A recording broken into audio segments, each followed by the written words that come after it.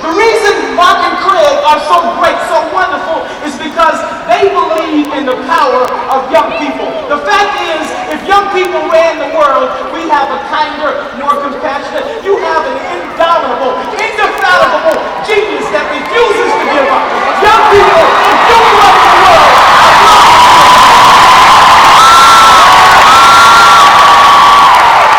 let's go pinball! The fact is, as people, we truly are better together.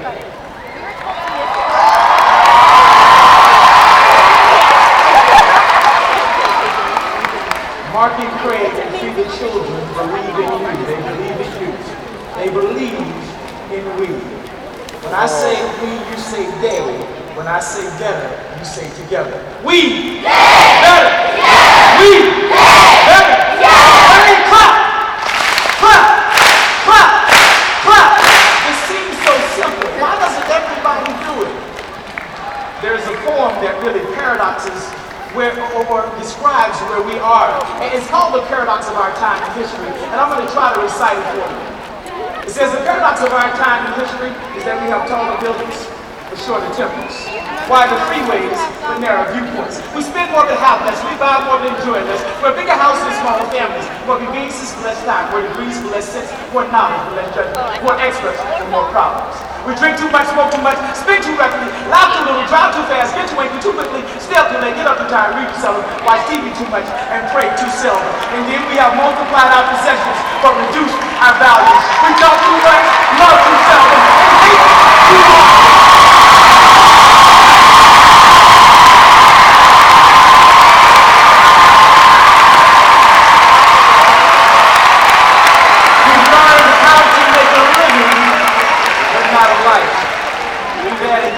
Life, but not life to years. We've been all the way to the moon and back, but have trouble crossing the street to meet the new neighbor. How you doing?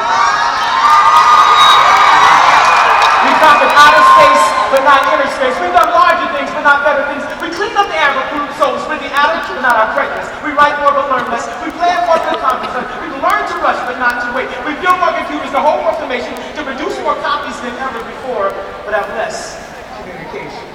These are the times of fast food and slow digestion, of tall men and short character, of steep pockets and shallow relationships. These are the times of world peace, but domestic warfare, of more leisure but less fun, of more kinds of food but less nutrition. These are the days of pictures, disposable like sperm morality, one-night stands, overweight bodies, and pills that do everything from cheer to quiet to kill. It's a time when there's much in the showroom window and nothing in the stock room. It's a time when technology can bring this back to you. Or just hit delete. Young people, I will ask you today, do not hit delete. It is about we. It is about us. I said we.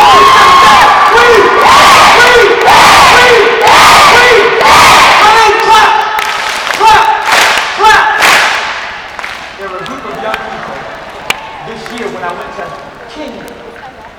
I went over with Craig. He was our host. And there were a group of young people who had been over for 3 weeks. And I got a chance to speak to them. They were building a school. And in building this school, I kind of got a chance to ask them what their experience was like.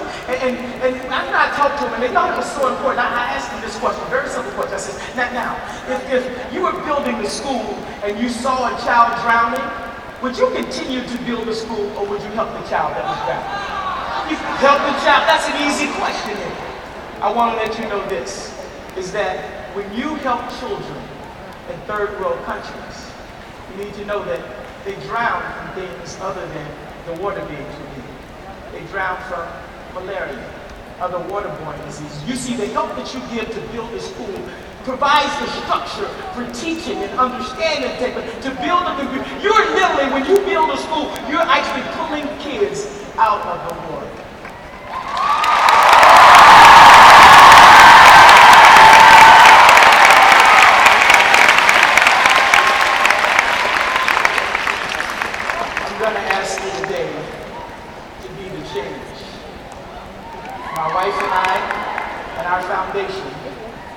I've committed to building 131 schools over the next 5 years.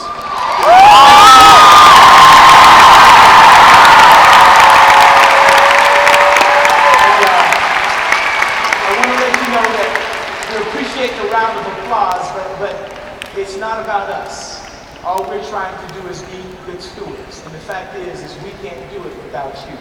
My greatest strength is I understand how important I'm not. When we say this, we need you and we need your help. The Free the Children mandate suggests that youth are the priority. You're the ones that do it. So I'm going to ask you to help me with something today. We're going to continue the great spirit of this day at a Toronto'09 game a week from Friday, October 16th.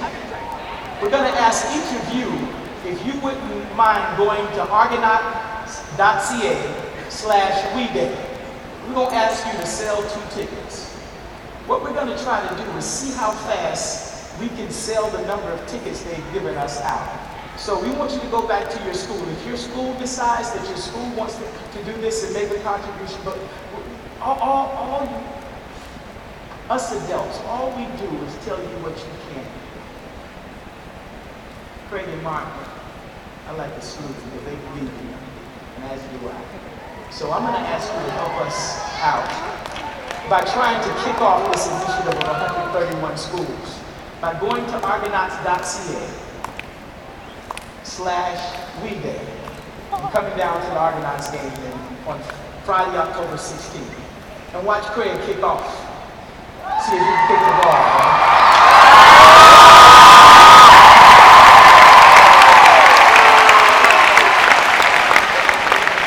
I'm not sure exactly what this monitor means. What, help me out. What does this mean? We wrapping it up? Let's wrap it up then, guys. I want to wrap it up with this. When you help a child, you never know who you're helping. There's a gentleman by the name of Tyler Perry that had the #1 movie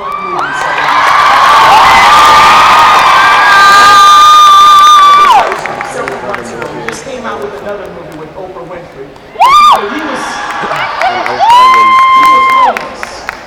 He made $59 million in the first 2 weekends with his last movie, the one that came out on Oscar weekend. But he was homeless not so long ago. And so on his way to the studio, he actually stopped to try to help a lady who didn't have anything to eat. She was homeless. And when he tried to give her money, she said, "No, sir, I don't want your money." Now, this is strange. But then she said, but if you have some shoes, I'll take those. This is a strange request if you've never been homeless before. But because he had been homeless, he knew exactly what she was talking about. Because when he was homeless, he only had 1 pair of shoes, and he wore them everywhere, and the soles of the bottom of those shoes were worn out. And immediately when she said that, it brought back the cold days, because the cold days, he could feel the dampness from the ground. So he took this lady into the studio with him, and he found her not just any pair of shoes, but a pair of shoes that fit. And he says when he gave them to her, he will never forget what she said. Because when he gave her the shoes, she looked him in the eye and said very short, very succinctly, "Sir, thank you."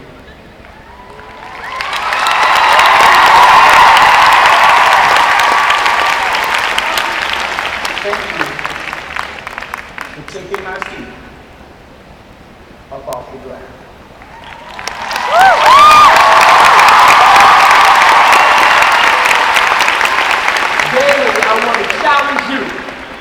Find the opportunity to take someone's feet up off the ground. I say we, you say they. We!